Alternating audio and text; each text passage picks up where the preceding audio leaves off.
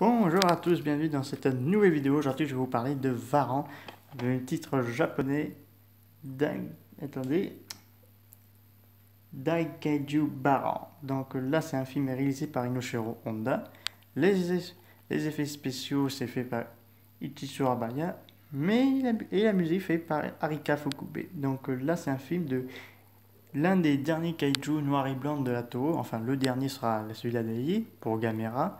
Donc là, le dernier kaiju noir et blanc pour la Toho. Donc là, on a voulu relancer un dernier kaiju pour voir le public, vu que le succès de Godzilla, de Rodan et Mystérien avait bien fonctionné. Ils essayent de faire un kaiju, mais encore noir et blanc. Donc là, Varan, qu'on destinait qu'à une sorte de reptile qui peut planer, tout ça. Enfin, je vais tout vous expliquer.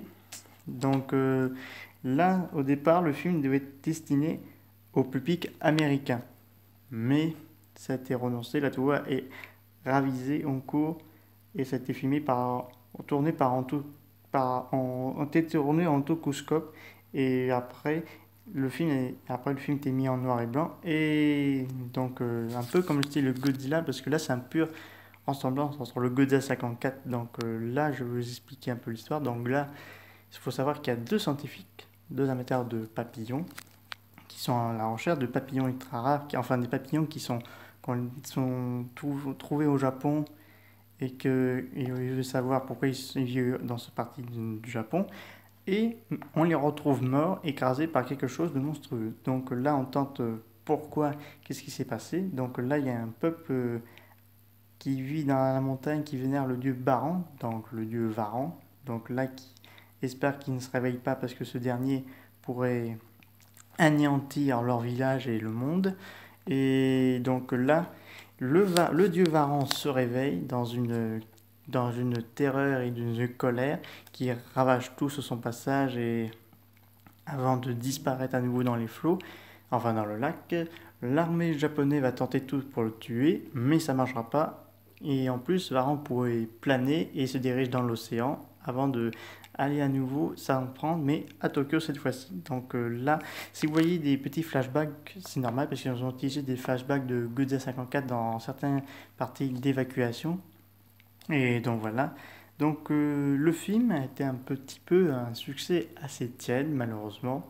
Pourtant que j'ai bien aimé ce film parce que j'avoue c'était assez intéressant. On a notre acteur qui a joué dans le Godzilla 54 qui rejoue dans le film.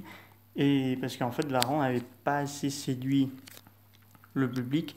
Il fallait attendre dans les années 60 qu'on fasse Mothra, King Kong vs Godzilla, etc.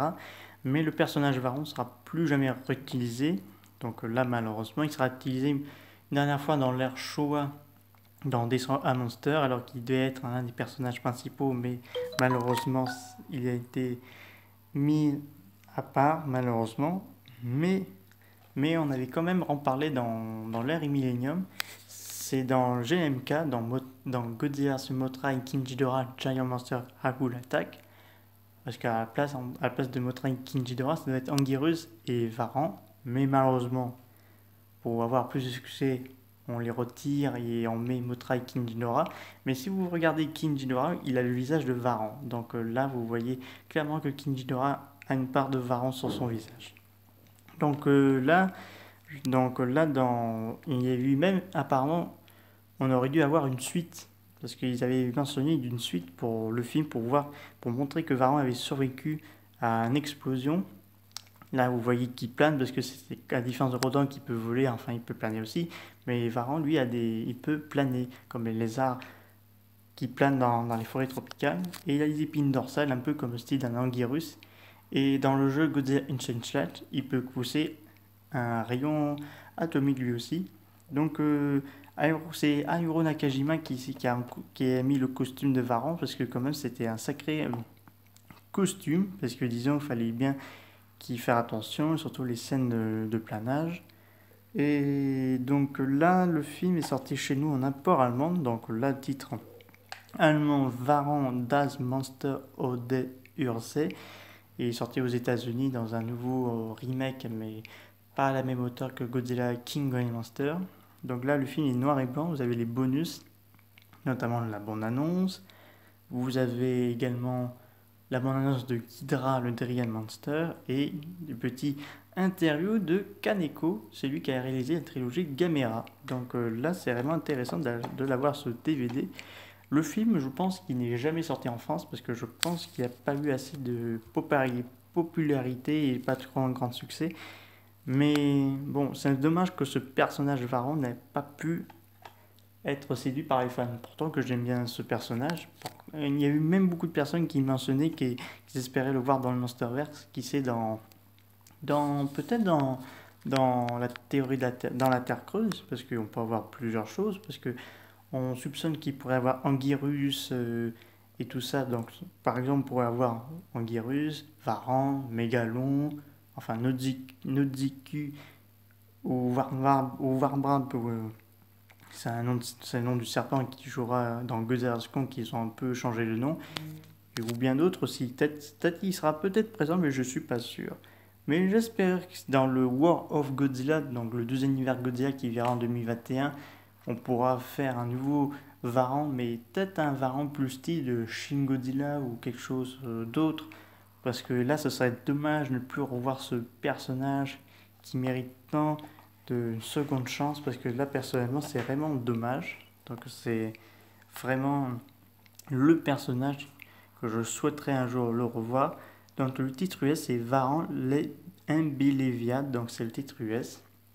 Titre japonais d'Akaiju par an, parce que par an, je ne me rappelle plus ce que ça veut dire. Donc là, vous avez les sous-titres allemands, mais pas de sous-titres français, mais j'arrive à bien comprendre le film. Mais vous avez également sous-titres, vous avez VO, enfin vous avez la langue japonaise et allemand. Moi, je me mets la version japonaise parce que c'est plus poétique. Et donc là, c'est un film qui va vraiment le coup de voir.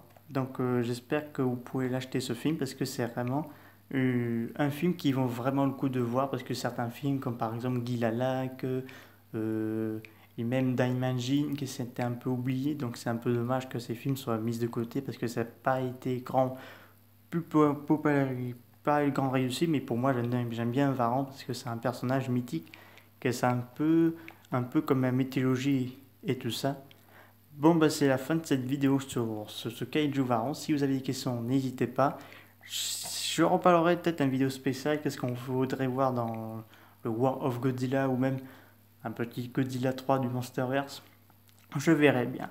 Je vous dis à très bientôt. Au revoir.